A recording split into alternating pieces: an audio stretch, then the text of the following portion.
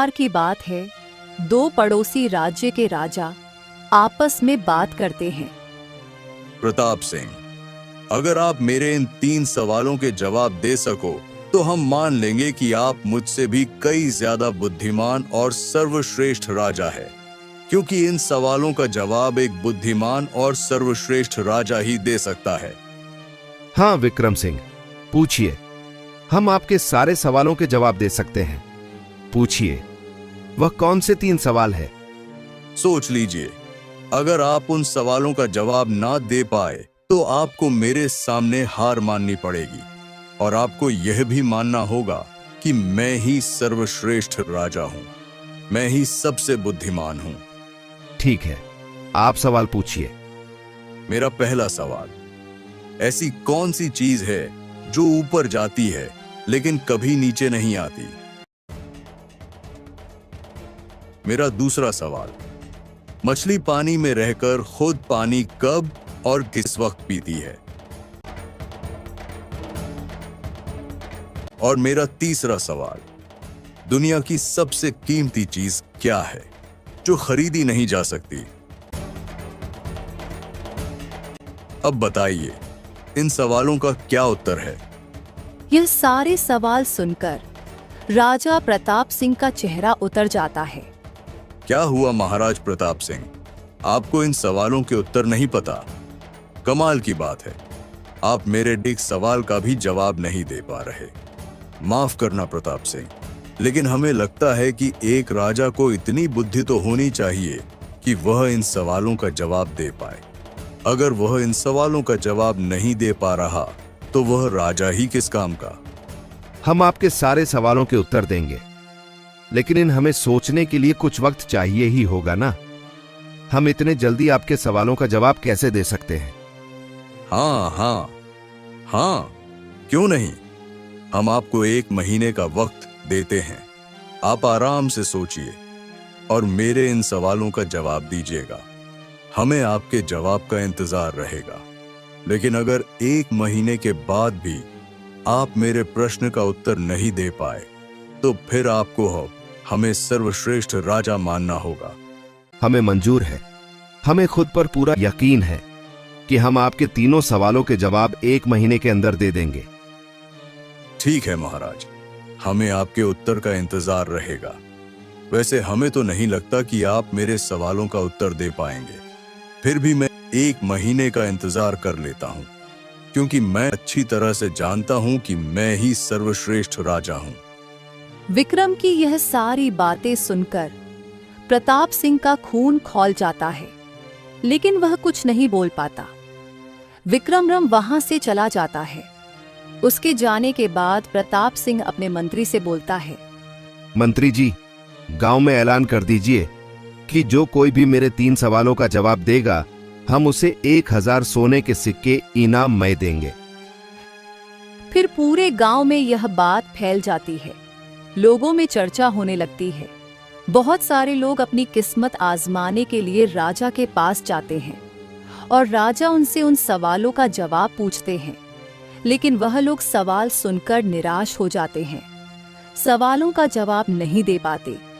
राजा प्रताप सिंह बहुत क्रोधित हो जाते हैं और सोचते हैं, क्या हमारे राज्य में एक भी ऐसा बुद्धिमान व्यक्ति नहीं जो इन 3 सवालों के जवाब दे पाए?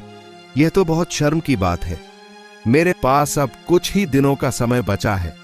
अगर मैं ये 3 सवालों का जवाब विक्रम को नहीं दे पाया तो उसके सामने मुझे बहुत शर्मिंदा होना पड़ेगा। मेरा सर शर्म से झुक जाएगा और वह अपने आप को बहुत बुद्धिमान राजा समझने लगेगा। और तो और मुझे इस बात का ऐलान भी करना पड़ेगा कि वही सबसे बुद्धिमान और समझदार राजा है। हम यह कदापि नहीं होने दे सकते। उसे अपने आप पर बहुत घमंड है। हमें कुछ भी करके उसका घमंड तोड़ना ही होगा और उसका घमंड उतारने के लिए हमें इन तीनों सवाल के सटीक और सही जवाब जानने ही होंगे। राजा बहुत गुस्से में होता है। वह अपने मंत्री को बुलाकर कहता है, क्या बात है मंत्री जी, आजकल कोई दरबार में क्यों नहीं आ रहा? क्या हमारे राज्य में किसी को भी इन सवालों का जवाब नहीं पता? नहीं महाराज, शुरू में तो काफी लोग आए, लेकिन अब कोई नहीं आ रहा। मुझे लगता है राज्य में किसी को इन सवालों का जवाब नहीं पता है। और महाराज, वह सवाल भी तो कितने अजीब है। जरूर कोई बहुत बुद्धिमान होगा, वही इन सवालों का जवाब दे पाएगा। महाराज, मुझे लगता है आपको हार मान लेनी चाहिए। राजा को मंत्री की यह बात सुन बहुत गुस्सा आता है। मंत्री, तुम्हारी हिम्मत कैसे हुई मुझसे ऐसी बात करने की? तुम्हारे कहने का मतलब क्या है कि हम बुद्धिमान नहीं हैं? वैसे मंत्री जी, तुम तो इतने दिनों तक मेरे साथ हो। हमारे राज्य पर कभी कोई मुसीबत आती है तो तुम हमें सही सलाह देते हो। बुद्धि तो तुम्हारे पास भी बहुत है, फिर तुम इन सवालों के जवाब क्यों नहीं दे सकते? महाराज, मैं इन सवालों का जवाब कैसे दे सकता हूं? क्यों नहीं दे सकते? तुम्हें इन सवालों के जवाब आने चाहिए। आखिरकार तुम इस राज्य के मंत्री हो, तुम्हें ही मेरे सवालों के जवाब देने होंगे। मैं तुम्हें 15 दिन की मोहलत देता हूं। अगर 15 दिन में तुम मेरे इन 3 सवालों का जवाब नहीं दे पाए तो मैं तुम्हें और तुम्हारे परिवार को इतनी बड़ी सजा दूंगा कि तुम सोच भी नहीं सकते। ऐसा मत कीजिए महाराज, मैं माफी चाहता हूं। अगर मैंने कुछ गलत बोल दिया हो तो मुझे माफ कर दीजिए, लेकिन ऐसा मत कीजिए। मैं इन सवालों का जवाब नहीं दे पाऊंगा। मैंने एक बार कह दिया तो कह दिया। मुझे तुमसे ही इन सवालों के जवाब चाहिए। कुछ भी करो, दिन रात एक करो, लेकिन मेरे इन सवालों का जवाब ढूंढ कर लाओ, वरना तुम्हारी और तुम्हारे परिवार की खैर नहीं। अब जाओ यहां से। अब तुम मुझे अपना मुंह तभी दिखाना जब तुम्हें मेरे सवालों के जवाब मिल जाएंगे। मंत्री बहुत परेशान हो जाता है और घर आ जाता है। घर आने के बाद उसकी पत्नी उससे पूछती है, क्या बात है जी, बहुत परेशान दिखाई दे रहे हैं। मंत्री आहंग अपनी पत्नी को पूरी बात बताता है। उसकी पत्नी यह सुन बहुत घबरा जाती है। हे राम, यह क्या हो गया? ये बिन बुलाए मुसीबत हमारे गले आकर पड़ गई। हमने तो कुछ किया भी नहीं। महाराज को ऐसा नहीं करना चाहिए था। वह अपनी इज्जत बचाने के लिए हमारे परिवार को दांव पर लगा रहे हैं। वह अच्छे से जानते हैं कि वह इन सवालों का जवाब नहीं दे पाएंगे, इसलिए उन्होंने जानबूझकर आपसे जवाब मांगा है। उन्हें उनकी इज्जत इतनी प्यारी है कि उसके लिए उन्हें अपने मंत्री के परिवार तक की परवाह नहीं की। तुम नहीं जानती जानकी, महाराज कुछ भी कर सकते हैं। मैं उनको अच्छी तरह से जानता हूँ। मैं उनके साथ बहुत दिनों से रह रहा हूँ। जहाँ तक मैं उन्हें जानता हूँ, वह हमें फांसी भी दे सकते हैं। अगर मैं उनके सवालों का ना जवाब दे पाया तो बहुत बड़ा अनर्थ हो जाएगा। वह हमारे परिवार को नहीं छोड़ेंगे। उन्होंने मुझे धमकी दी है। अब हम क्या करेंगे? कुछ सोचा है? नहीं जानकी, हम कुछ नहीं कर सकते। अब हमारे हाथ में कुछ नहीं है। मैं इन सवालों का जवाब कभी नहीं दे पाऊंगा। अब जो होगा वह देखा जाएगा। जैसे भगवान की इच्छा होगी वही होगा। जानकी, तुम एक काम करो, हमारे बेटे को यहाँ से कहीं दूर भेज दो। हमारा क्या है, हमारी तो उम्र हो चली है, लेकिन हमारा बेटा अभी जवान है, उसकी शादी भी नहीं हुई है। अगर वह यहाँ रहा तो महाराज उसे भी सजा देंगे। हमें जो सजा मिलेगी हम भुगत लेंगे, लेकिन हमारा बेटा उस समय यहाँ नहीं रहना चाहिए। हम उसे कहीं दूर भेज देते हैं, फिर चाहे महाराज हमें मार ही क्यों ना डालें, हमारा बेटा तो जीवित रहेगा। तभी वहां पर मंत्री का बेटा अभय आ जाता है। फिर मंत्री और जानकी मिलकर उसे सारी बात बताते हैं। तो अभय बोलता है, पिताजी, आप तो बहुत बुद्धिमान हो। आपने एक नहीं कई बार इस राज्य के लिए फैसले लिए हैं, फिर आप कैसे हार मान सकते हो? बेटा, राजा ने सवाल ही कुछ ऐसे पूछे हैं जो अजीब और गरीब है, जिनका उत्तर मेरे पास नहीं है। उनका सवाल है कि मछली पानी में रहकर खुद पानी कब पीती है, और दूसरा सवाल, वह कौन सी ऐसी चीज है जो ऊपर तो जाती है लेकिन नीचे नहीं आती। और उनका तीसरा सवाल है, दुनिया की सबसे कीमती चीज क्या है जो खरीदी नहीं जा सकती। अब तुम ही बताओ बेटा, मैं इन सब सवालों के क्या जवाब दूं? ये सवाल ही कितने अजीब है। हाँ पिताजी, ये कैसे सवाल है? इतने अजीब सवाल तो मैंने आज तक कहीं नहीं सुने। भला कोई आदमी इनका जवाब कैसे बता सकता है? मछली तो हर समय पानी में ही रहती है, तो कोई ये कैसे बता सकता है कि वह पानी कब पीती है? बाकी के 2 सवाल भी बहुत ही अजीब हैं। पिताजी, यह तो सरासर अन्याय है, यह सही नहीं है। महाराज को यह सब नहीं करना चाहिए। आखिर इसमें आपकी क्या गलती है? और पिताजी, मैं आप दोनों को छोड़कर कहीं नहीं जाऊंगा, चाहे महाराज मुझे सजा क्यों ना सुना दे। मुझे मंजूर है, मैं आप दोनों के साथ ही रहूंगा। नहीं मेरे बच्चे, हमारी बात समझने की कोशिश कर। तू यहाँ से कहीं दूर चला जा। और मेरे बेटे, अपनी पहचान छुपा लेना। किसी को अपनी पहचान मत बताना कि तुम कौन हो और किसके बेटे हो, नहीं तो राजा के आदमी तुम्हें ढूंढ लेंगे। हमारी फिक्र मत कर बेटा, हमारे नसीब में होगा वही होगा, हमें मंजूर है। आप दोनों कैसी बात कर रहे हो? मैं आप दोनों को छोड़कर कहीं नहीं जा सकता। आखिर आप दोनों मेरे माता पिता हो। मैं आपको छोड़कर नहीं रह सकता। चाहे कुछ भी हो जाए, मैं यहां से कहीं नहीं जाऊंगा। बेटा, शायद किस्मत यही चाहती है कि तू यहां से कहीं दूर चला जाए। मेरे बच्चे, यह भी तो हो सकता है ना, तुझे बाहर रहकर शायद इन सब सवालों के जवाब मिल जाए। अगर ऐसा हुआ तो तू उसी दिन लौट आना बेटा। लेकिन अगर तुझे इन सब सवालों के जवाब ना मिल पाए तो तू कभी यहां मुड़कर मत देखना। कभी किसी को हमारे बारे में या खुद के बारे में सच मत बताना कि तू कौन है, वरना राजा तुझे भी मार डालेगा। दोनों मिलकर अभय को वहां से भेज देते हैं।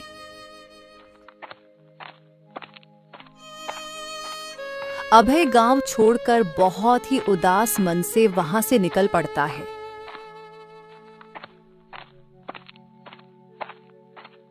और दूसरे गांव में पहुंच जाता है। उसे बहुत तेज भूख लगती है और प्यास भी लगती है। वह गांव में एक घर पानी मांगते हुए कहता है, सुनिए, कोई है? क्या मुझे एक गिलास पानी मिल सकता है? तब एक लड़की नैना बाहर आती है और बोलती है, जी बोलिए, किससे मिलना है, क्या काम है? जी, वो मुझे बहुत प्यास लग रही थी। क्या मुझे एक गिलास पानी मिल सकता है? हाँ बिल्कुल, आप थोड़ी देर रुकिए, मैं अभी पानी लेकर आती हूँ। तभी अभय उससे पूछता है, जी रुकिए, मुझे एक बात बताइए कि आपकी शादी हो चुकी है? नहीं तो, मेरी अब तक शादी नहीं हुई है। क्यों, क्या हुआ? आपके घर में कोई बड़ा बुजुर्ग या फिर आपकी माँ है क्या? मेरी माँ तो नहीं है, पिताजी बाहर गए हैं, आते ही होंगे। क्यों, क्या बात है? ठीक है, मैं चलता हूँ, मुझे आपके हाथ से पानी नहीं चाहिए। तब वहां पर नैना के पिताजी आते हैं और गुस्से से बोलते हैं, ए लड़के, कौन है तू? बदतमीज कहीं के। तुझे मेरी बेटी से ऐसी बात करते हुए शर्म नहीं आती? एक तो तुझे मेरी बेटी पानी दे रही है, ऊपर से तू उससे शादी के बारे में पूछ रहा है। तू मेरी बेटी को छेड़ रहा है। बेशर्म कहीं का, चला जा यहां से। अगर दोबारा यहां दिखा तो तेरे टांगे तोड़कर रख दूंगा। नहीं बाबा, आपको कोई गलतफहमी हुई है, मैं छेड़ नहीं रहा था। चुप कर बदतमीज, मैं तुझ जैसे लड़कों को अच्छी तरह से जानता हूं। तू तो इस बात की खैर मना कि मैं तुझे सिर्फ समझा रहा हूं, नहीं तो अभी गांव वालों को बुलाकर तेरे हाथ पैर तुड़वा देता। अब जल्दी से निकल ले यहां से, वरना तेरी खैर नहीं। अभय वहां से चला जाता है। नैना उस बारे में सोचती है, वह लड़का कोई साधारण लड़का नहीं था। पिताजी जी को जरूर कुछ गलतफहमी हुई है। वह लड़का कोई आवारा या लफंगा नहीं था। वह तो बहुत अच्छा और सुसंस्कारी लड़का था। अब मुझे समझ आ रहा है कि उसने मुझसे ऐसा क्यों पूछा, क्योंकि वह लड़का इतना संस्कारी है कि बिन बिहाई लड़की के हाथ का वह पानी तक नहीं पीता। यह उसके संस्कार थे, इसीलिए उसने मुझसे घर में किसी बुजुर्ग या फिर मेरी माँ के बारे में पूछा। पिताजी ने उसे बहुत भला बुरा कहा। ये नहीं होना चाहिए था, उसे कितना बुरा लगा होगा। थोड़ी देर बाद नैना अपने पिताजी से कहती है, पिताजी, आपने उस लड़के से ऐसी बात करके गलत किया। आपको गलत फहमी हुई थी। दरअसल वह लड़का मुझे छेड़ नहीं रहा था, वह तो सिर्फ पानी मांगने आया था। पिताजी, वह लड़का कोई साधारण नहीं, कोई आवारा या लफंगा नहीं है, जरूर किसी अच्छे घर का एक संस्कारी लड़का है। पानी मांगते समय उसने मुझे घर में किसी बुजुर्ग के बारे में इसलिए पूछा था क्योंकि वह मेरे हाथ से पानी नहीं लेना चाहता था। आप सोचिए पिताजी, जिस लड़के के संस्कार इतने अच्छे हैं, जो एक कुंवारी लड़की की हाथ का पानी तक नहीं लेता, वह लड़का भला किसी को कैसे छोड़ सकता है। जब मैंने कहा कि घर में माँ नहीं है तो उसने मेरे हाथ से पानी लेने के लिए मना कर दिया। ये क्या कह रही हो नैना? फिर तो मुझसे बहुत बड़ी भूल हो गई। मैंने गुस्से में न जाने उसे क्या क्या कह दिया। उसे कितना बुरा लगा होगा। खैर छोड़ो बेटा, अब मैं उस लड़के को कहाँ ढूंढूं? अब तक तो निकल चुका होगा। अगर कभी उससे दोबारा मुलाकात होगी तो उससे माफी जरूर मांग लूंगा, क्योंकि गलती उसकी नहीं मेरी है। मुझे गलतफहमी हो गई थी। मुझे लगता है वह लड़का जरूर बाजार की ओर गया है। वैसे बेटी, मुझे बाजार जाना था, कुछ काम भी है। तुम्हें कुछ मंगवाना है तो बोल दो। ठीक है पिताजी। वैसे पिताजी, बाजार से कुछ सामान लाना था। हाँ बोलो बेटी, क्या लाना है? मैं अभी चला जाता हूँ। पिताजी, बाजार से 3 चीज लानी है। 2 रुपए की ऐसी लेकर आइए जो ऊपर से सख्त हो और अंदर से नरम, और 2 रुपए की ऐसी चीज लेकर आई जो बाहर से नरम हो और अंदर से सख्त, और 1 रुपए की ऐसी सफेद चीज लेकर आओ जो मीठी है लेकिन कोई फल नहीं, और 1 रुपए का गोल गोल तला हुआ प्यारा लेकर आइए। ये सब सुनकर नैना के पिताजी का सर चकरा जाता है। वह नैना से बोलते हैं, बेटा, तुम जो कह रही हो वह तो मेरे दिमाग से बाहर है। मुझे तो कुछ भी समझ नहीं आया। ठीक से बताओ, तुम्हें क्या चाहिए? पिताजी, मुझे जो चाहिए मैंने आपको बता दिया है। अब आप बाजार जाइए और यह चीज खरीद कर लेकर आइए जो मैंने कहा है। आप बाजार में दुकानदार को यही कहिएगा, वह आपको सारी चीज दे देगा। क्या उसे यह सारी चीज समझ में आ जाएगी?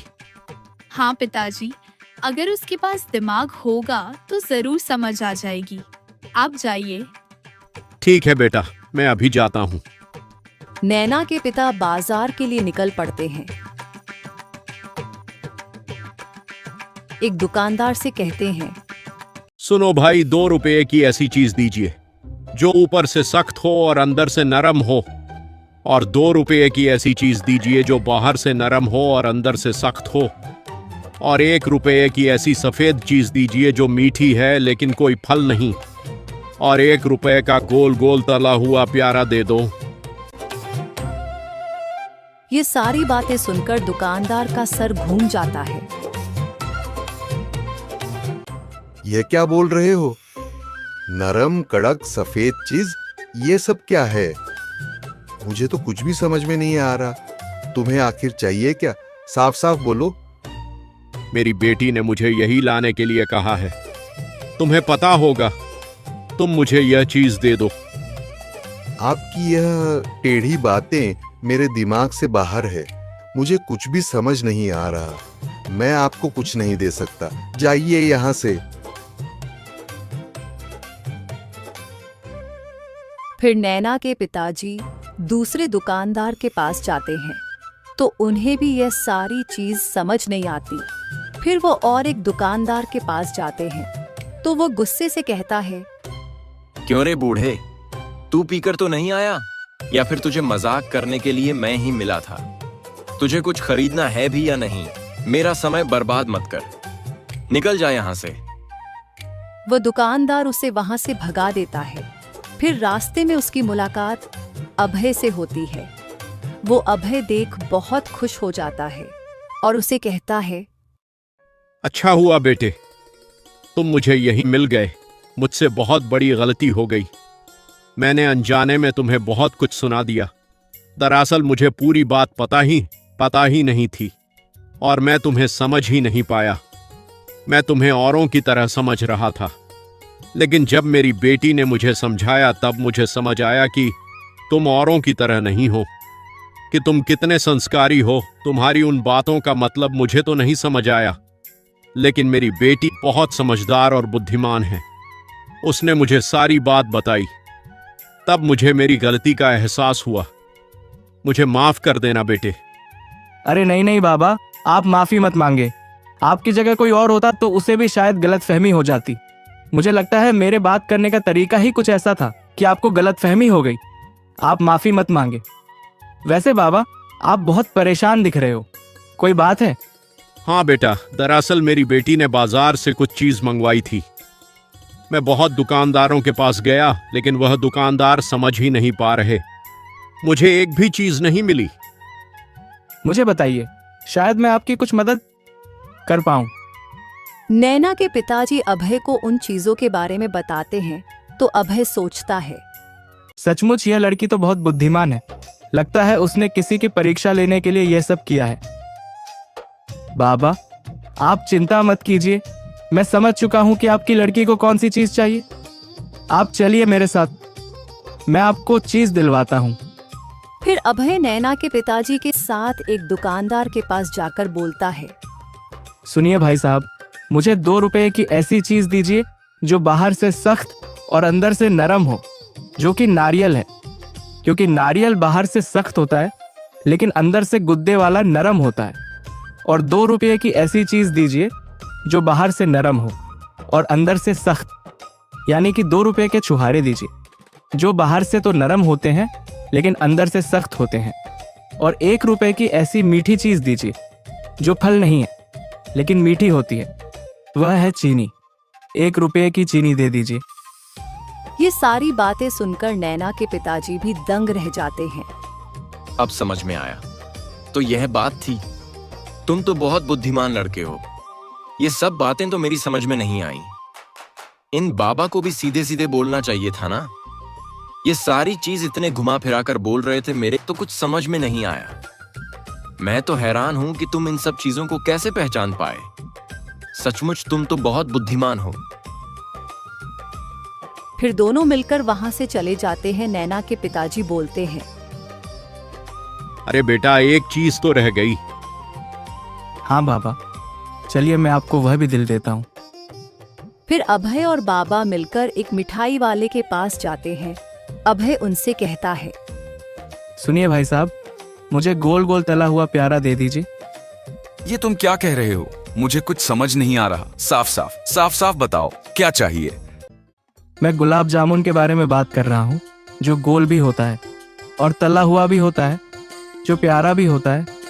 अच्छा, तो सीधे सीधे बोलो ना कि तुम्हें गुलाब जामुन चाहिए। इसमें इतना घुमा फिरा के बोलने की क्या बात है? अभी देता हूँ। यह सारी बातें सुनकर नैना के पिताजी सोच में पड़ जाते हैं। सच में ये लड़का तो बहुत बुद्धिमान है। नैना सच कह रही थी। यह लड़का कोई साधारण लड़का नहीं है। जरूर यह किसी अच्छे घर का लड़का है। इसके बातों से ही लग रहा है कि बहुत बुद्धिमान और कितना संस्कारी है। मुझे मेरी बेटी के लिए ऐसे ही लड़के की जरूरत थी। मैंने तो इसके घरदार के बारे में पूछा ही नहीं। मुझे इसके बारे में पता लगाना होगा। पापा, अब मैं चलता हूँ, आपको आपकी सारी चीज मिल गई है। रुको बेटा, तुम्हारा नाम क्या है? कहाँ के रहने वाले हो? अभय मन ही मन सोचता है, मुझे अपनी पहचान छुपानी होगी। पिताजी ने कहा था, किसी को भी अपनी असली पहचान मत बताना। कब कौन राजा को मेरे बारे में बता दे, उससे अच्छा झूठ बोल देता हूँ। जी, मेरा नाम सुरेश है। वो मैं दूर गांव से आया हूँ। काम की तलाश में हूँ। मेरा इस दुनिया में कोई नहीं, मैं अनाथ हूँ। रहने का भी ठिकाना नहीं है। अब कहाँ जा रहे हो बेटा?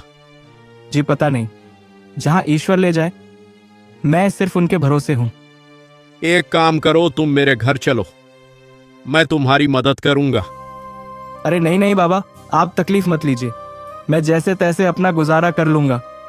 अरे नहीं नहीं बेटा, तुमने मेरी इतनी बड़ी मदद की है। अरे तुम आज ना होते तो मैं वह सारी चीज खरीद ही नहीं पाता। मैंने कई लोगों से बोला, लेकिन कोई मेरी बात समझ ही नहीं पा रहा था। कई लोगों ने तो मुझे गालियां तक दे दी। सचमुच बेट, तुम बहुत बुद्धिमान हो। तुमने मेरी इतनी बड़ी मदद की है और अब मुझे मौका मिला है तो मुझे भी तुम्हारी सहायता करने का एक मौका तो दो। फिलहाल तुम्हारे पास रहने का कोई ठिकाना नहीं है, तो तुम मेरे घर पर रह सकते हो और मैं जल्द से जल्द तुम्हारे काम धंधे का भी कोई ना कोई बंदोबस्त लगा ही दूंगा। फिर एक बार तुम्हें काम लग गया तो फिर तुम किराए से अपने लिए दूसरा मकान देख सकते हो। तब तक तुम मेरे यहाँ ही रुक जाओ। ठीक है बाबा, अब आप इतना कह रहे हैं तो मैं आपके साथ चलने के लिए तैयार हूँ।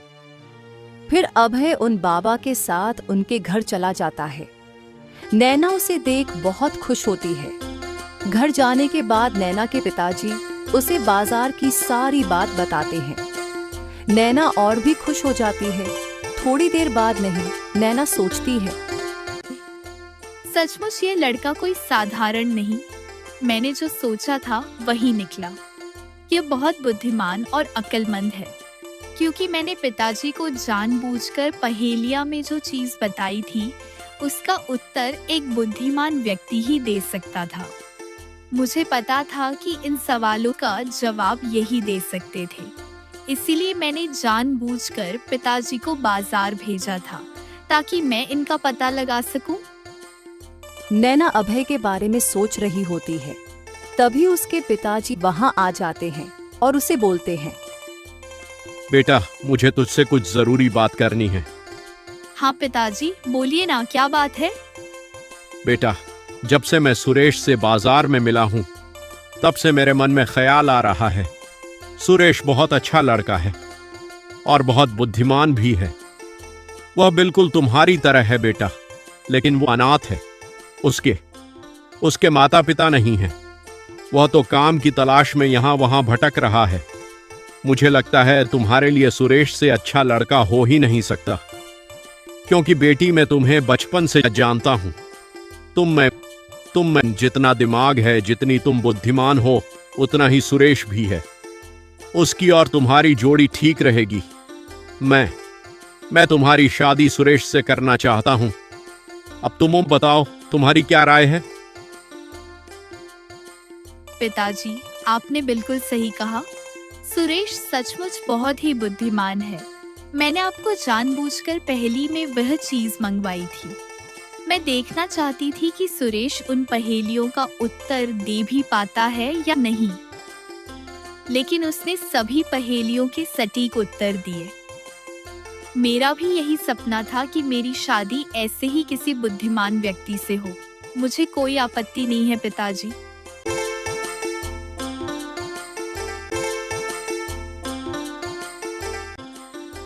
यह तो बहुत अच्छी बात है बेटा। मैं अभी सुरेश से बात करता हूं।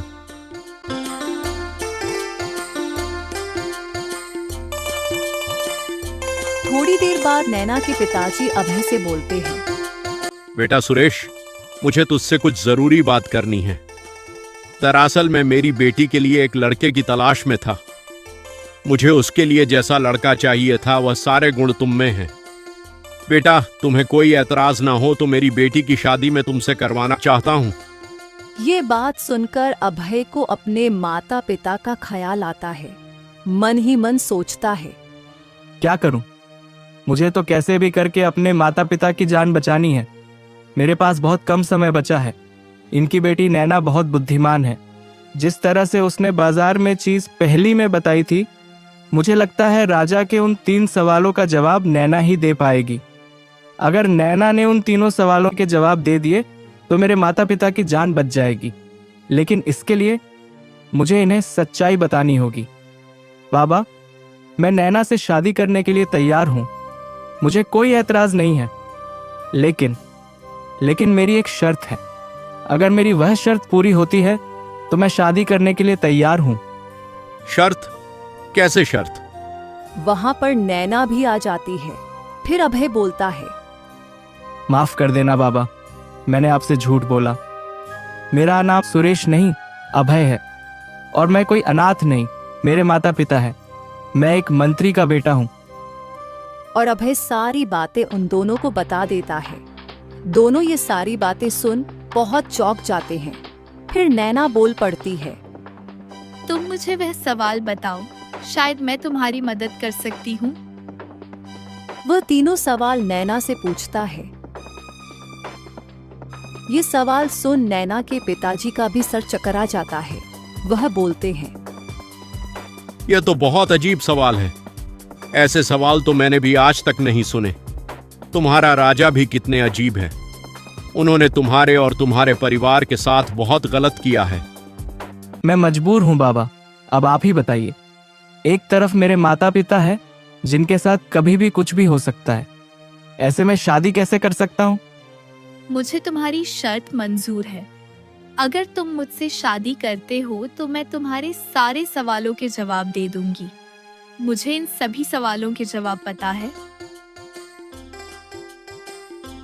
यह बात सुनकर अभय भी चौंक जाता है और बोलता है, क्या सच में? तुम सच कह रही हो? तुम इन सवालों के जवाब जानती हो? हाँ, मैं बिल्कुल सच कह रही हूँ।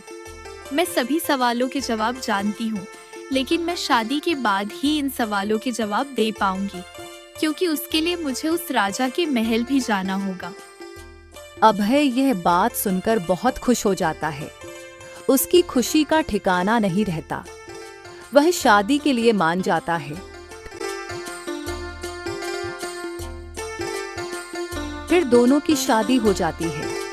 अभय नैना को लेकर अपने गांव आ जाता है। अभय के माता पिता अभय को देख बहुत खुश हो जाते हैं। अभय उन्हें नैना से मिलाता है और सारी बातें बताता है। माँ, बाबूजी, आप दोनों चिंता मत कीजिए, आपको कुछ नहीं होगा। मैं उनके सभी सवालों के जवाब दे सकती हूँ, लेकिन बाबूजी, उसके लिए मुझे महल जाना होगा। आप एक काम कीजिए, आप राजा के पास जाइए और उन्हें कहिए कि मैं उनके सारे सवालों के जवाब दे सकती हूँ, लेकिन मेरी एक शर्त है। उन्हें मुझे अपने महल में 2 दिन तक घूमने की अनुमति देनी होगी। मैं जिस वक्त उस महल जाऊं, मुझे आने की इजाजत देनी होगी, चाहे वह दिन हो या रात। मैं 2 दिन तक उनके महल पर नजर रखूंगी और फिर 2 दिन बाद उनके सारे सवालों के जवाब दे दूंगी। ठीक है बेटा, मैं आज ही राजा के पास जाता हूँ और उन्हें सारी बात बताता हूँ। फिर मंत्री राजा के पास जाकर बोलता है, महाराज, आपके लिए खुशखबरी है। आपके सभी सवालों के जवाब आपको मिल जाएंगे। क्या तुम सच कह रहे हो? मुझे तो यकीन ही नहीं हो रहा। क्या तुमने मेरे सवालों के जवाब का पता लगा लिया? तो जल्दी बताओ, उन तीनों सवालों के जवाब क्या है? महाराज, मेरे पास आपके तीनों सवालों के जवाब नहीं है, लेकिन मेरी बहू के पास है। मेरी बहू को इन तीनों सवालों के जवाब पता है। तुम क्या कह रहे हो? तुम्हारी बहू? तुम्हारी बेटे की तो शादी अब तक नहीं हुई है। फिर मंत्री राजा को सारी बात बताता है।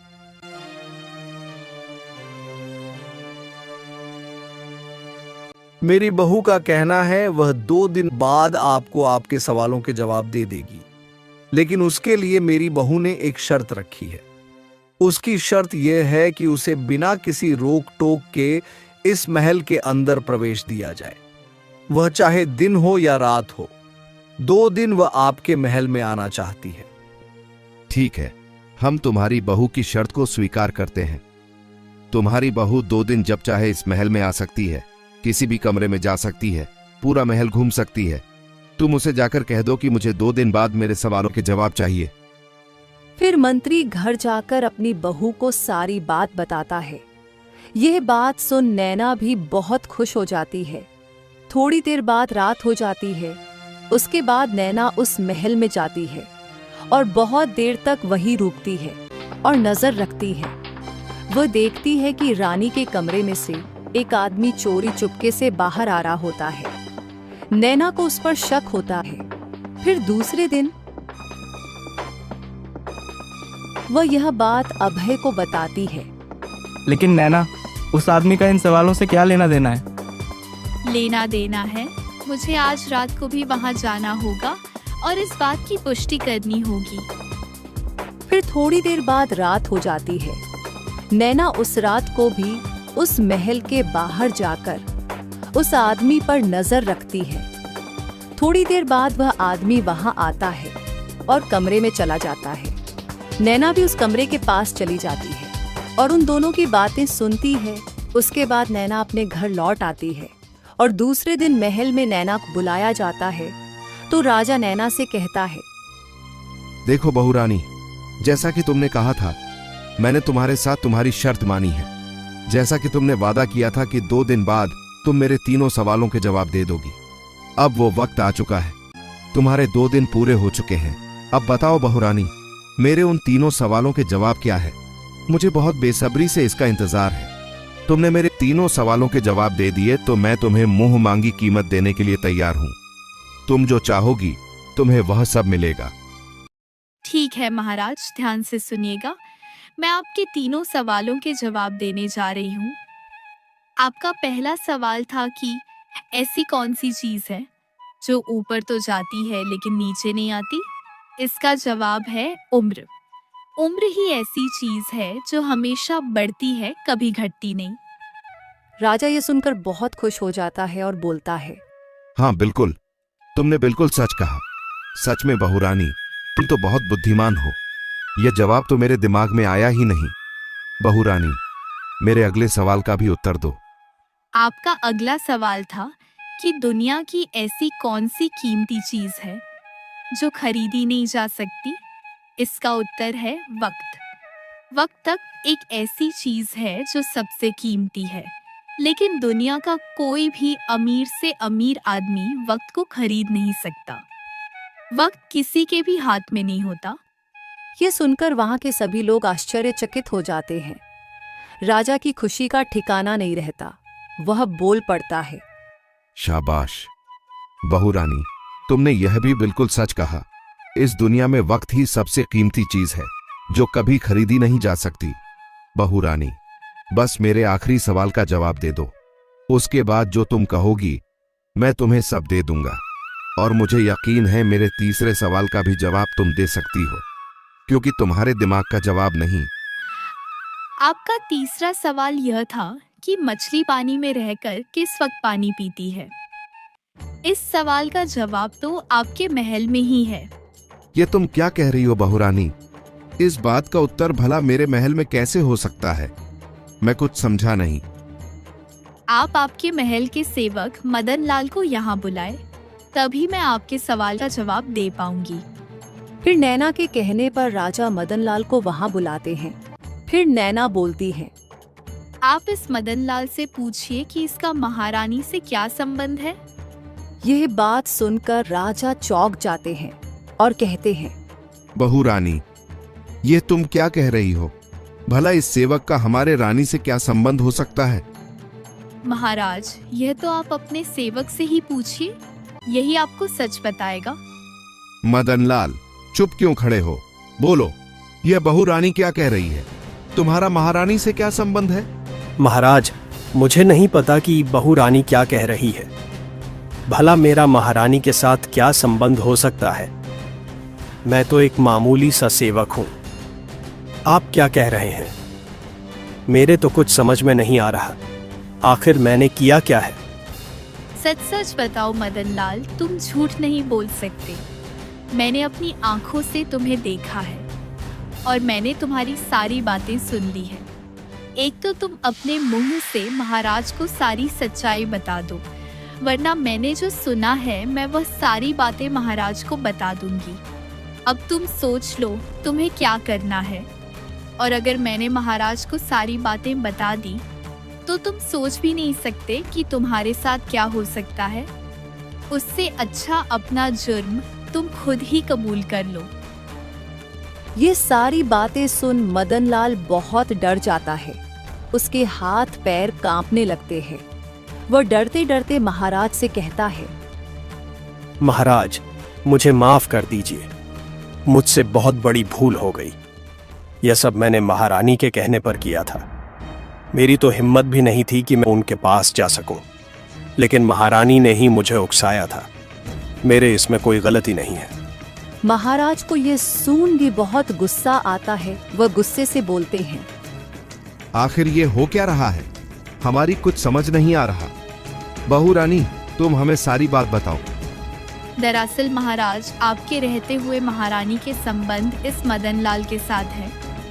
मैंने 2 दिन आपके महल में आने की इजाज़त इसलिए मांगी थी कि मैं इस महल में रहकर इस बात का पता लगा सकूं कि आखिर इस महल में चल क्या रहा है, जो आपको भी नहीं पता। तभी मैंने देखा कि 2 दिन से यह सेवक आधी रात को महारानी के कमरे में जाता था। और तो और कल रात मैंने महारानी और इस मदन लाल की बातें भी सुनी।